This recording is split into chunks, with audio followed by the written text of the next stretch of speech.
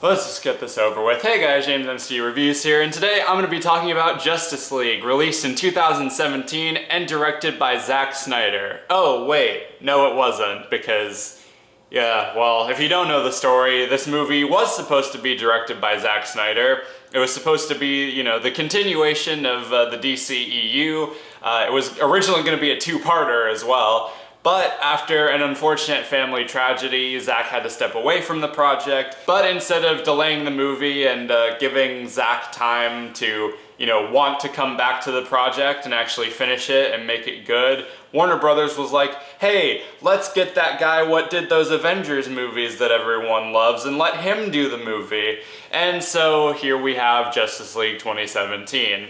The story centers around the arrival of Steppenwolf, a big CGI monster who wants to collect these mother boxes, which are magical MacGuffins that when put together create basically hell on Earth. So Batman, played again by Ben Affleck, has to bring together a group of heroes consisting of Wonder Woman, played again by Gal Gadot, Flash, played by Ezra Miller, Cyborg, played by Ray Fisher, Aquaman, played by Jason Momoa, and Superman, played again by Henry Cavill. So when I saw this movie in the theaters, I was trying to bargain with myself that it was actually decent. Like, even when I watched it in the theater, there were some obvious flaws that I found with it.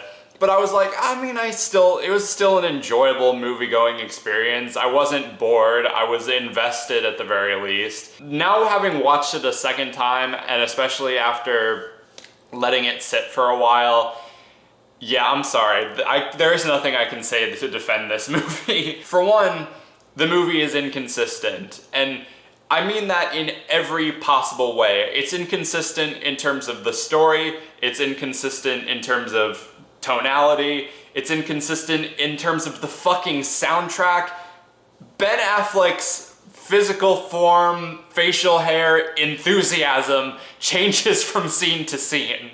In terms of the story, it completely ignores the fact that everyone hated Superman.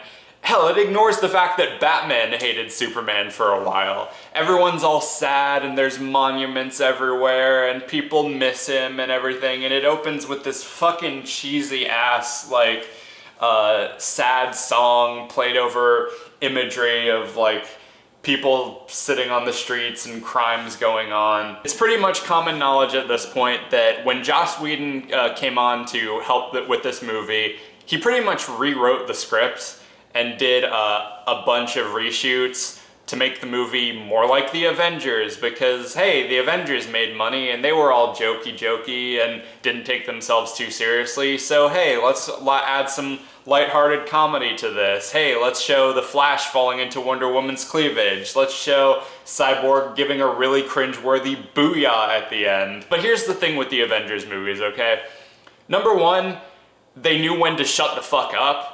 Number two, they had established themselves from the get-go as, you know, being able to have humorous moments and, you know, be a bit more lighthearted. Whereas this one, the previous two movies were a lot bleaker, a lot more serious, and there's, you know, they had established a certain tone, and this movie is just like all over the place in terms of tone. One minute they'll be talking about like, oh, Steppenwolf, he was this evil motherfucker who's coming to destroy everything. And then they'll have Flash making a joke about brunch.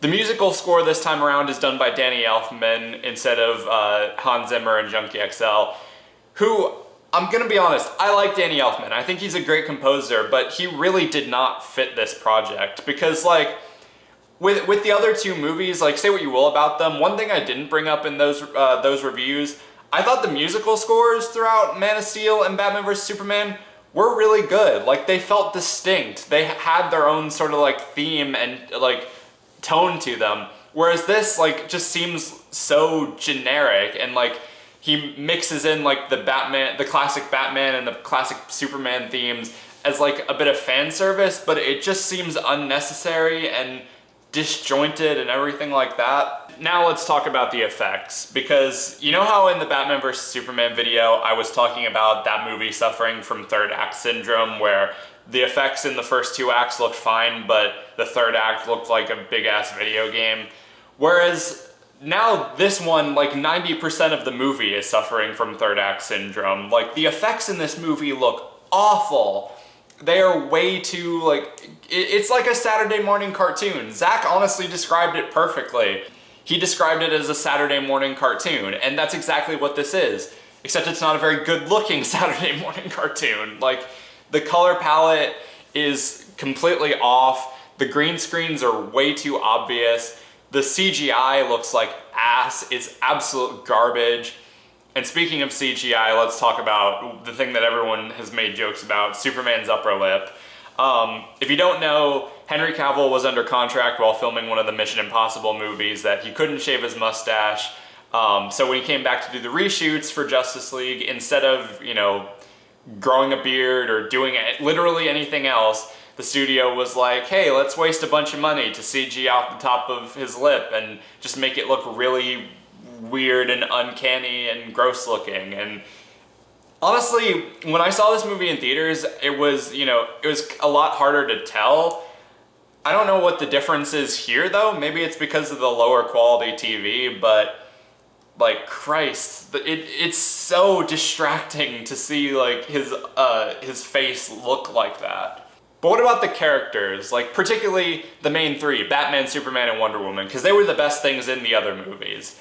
Well, honestly, even they don't do enough to save this film. Like, they've completely devolved Wonder Woman's character. Now she's just, oh, she's hot and she's hung up on her ex, even though in the timeline of this movie, it's like several years after both of her movies, so she should be over it by now. Batman, like I said, just completely is over the fact that, you know, he hated Superman and is determined to bring him back.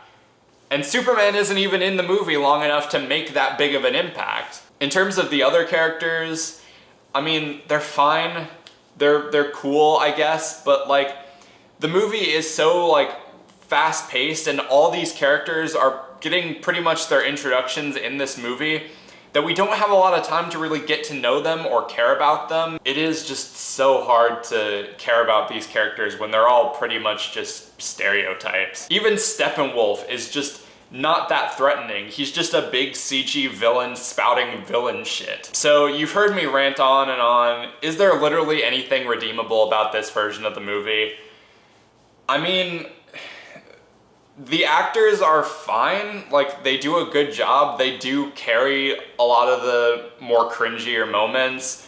Some of the action is cool looking. I mean, the effects do kind of make it a bit cluttered and confusing, but it does do a good job at keeping your eyes at least glued to the screen. And at the very least, even though the fast pacing does hinder the movie a little bit, it also kind of makes it go by really fast, so, you know, you won't be sitting there for several hours just waiting for a movie to be over. But, I mean, that's honestly me reaching for compliments to give this thing. I don't know in any universe how this movie could have been okay and acceptable to put out there, and I am honestly really grateful that Zach's getting a chance to tell his version of the story.